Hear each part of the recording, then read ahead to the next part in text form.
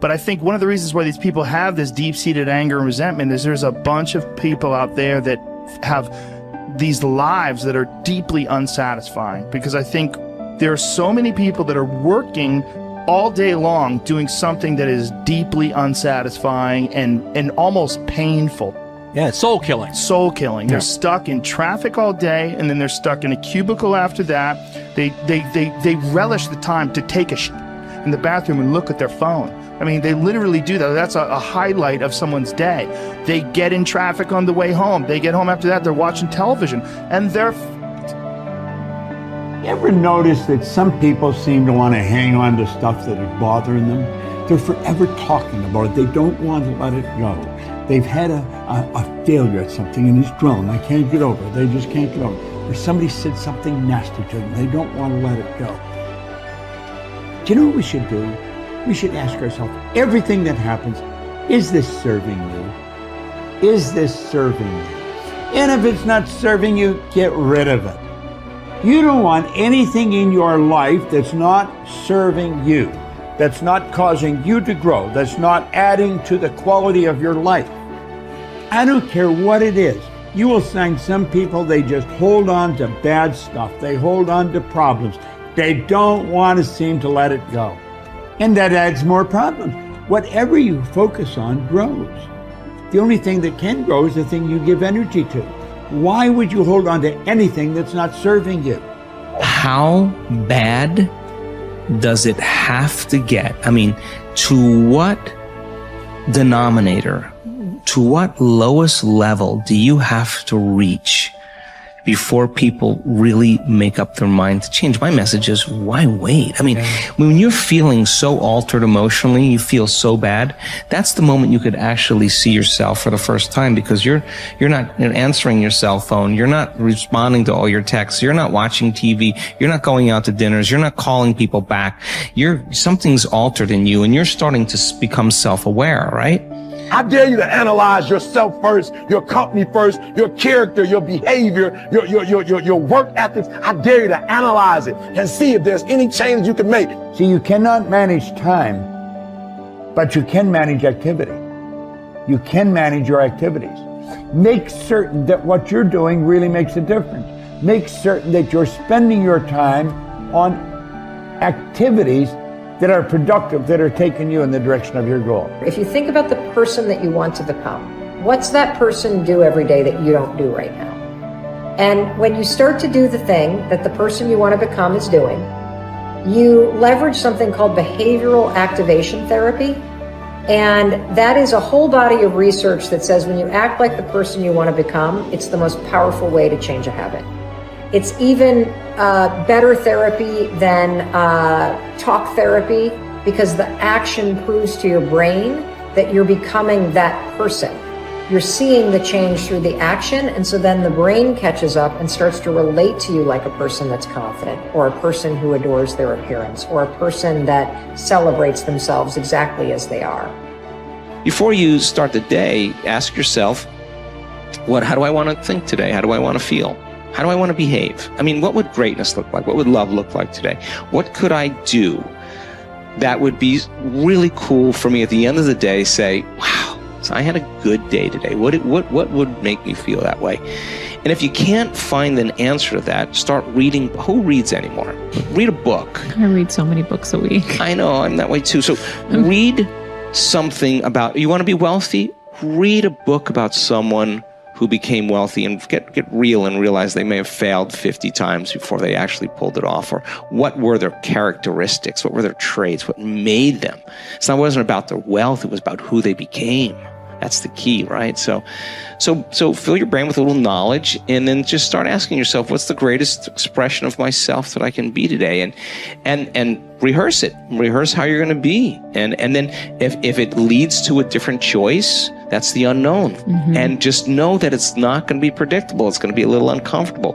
That's where the magic happens. If you can stay relaxed and awake in the unknown, things get pretty exciting. When you're back to the known, you're back to the familiar. Don't expect anything to change in your life. And if you say it's that person or that circumstance, you defaulted and went back to the program of the victim, allowing your outer environment controlling your thoughts and feelings. If you truly do this well, This is what I discovered.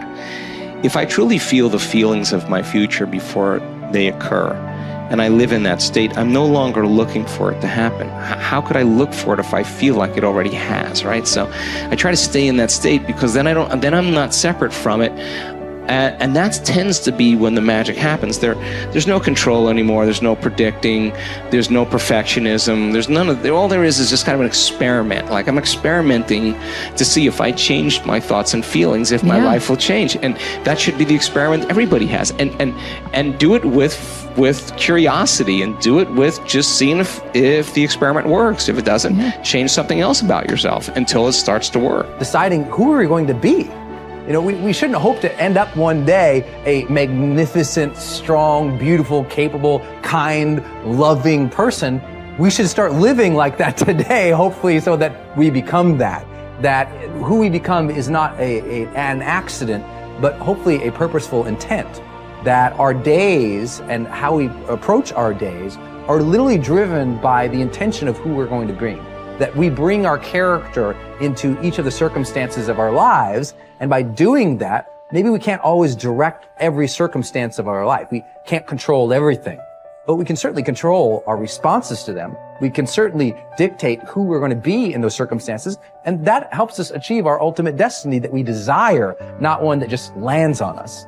I think the other thing that really comes to people's into their power is when they really discover that, you know, each of our days is something that we can also design. Not just design who we're going to be. How are you going to design your day? What's this day going to be about? What's going to get your attention? What's going to get your focus? And what should not be getting your focus is just your inbox, or just what I call browser blackout, clicking around on all these blue links or images, or swiping here and swiping there, and then losing 4 or 5 hours of your day. Because what ends up happening for so many people is they lose 2 or 3 hours to distraction each day, maybe 4 hours of distraction of television a day. And over the course of their lives, now a decade is gone of opportunity, a decade of missed opportunities to connect with your family, to achieve your dreams, to work a little harder, to contribute that thing you always contribute, to learn that skill that you wanted to learn.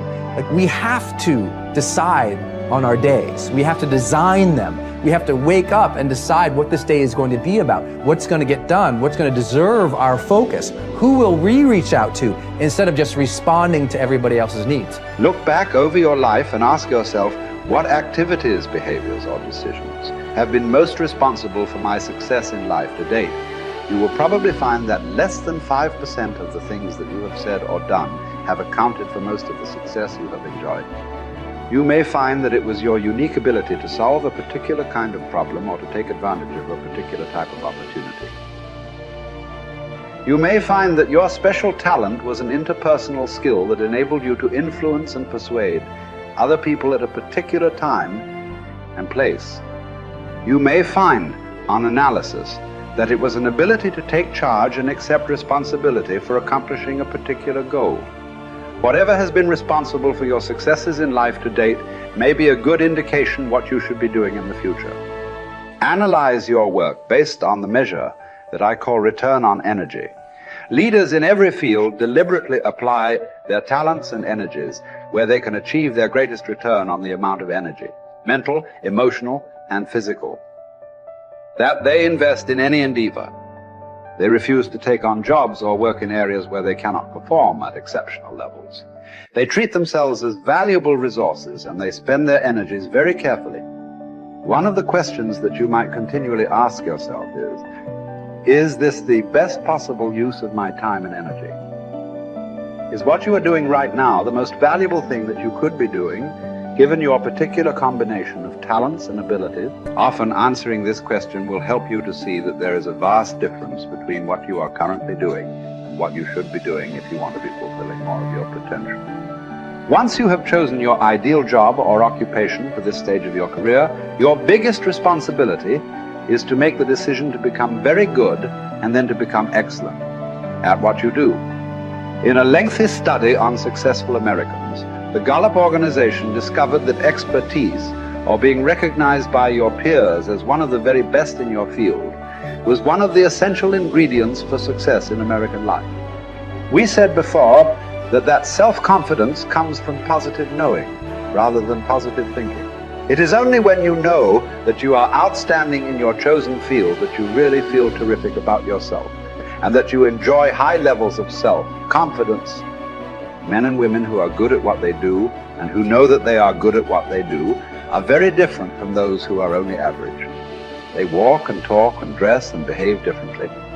They have an attitude of assurance and certainty about themselves that causes them to stand out in any group. They have a deep down sense of self-worth and self-confidence that is evident to everyone around them. The quality of a person's life is in direct proportion to their commitment to excellence, no matter what their chosen field.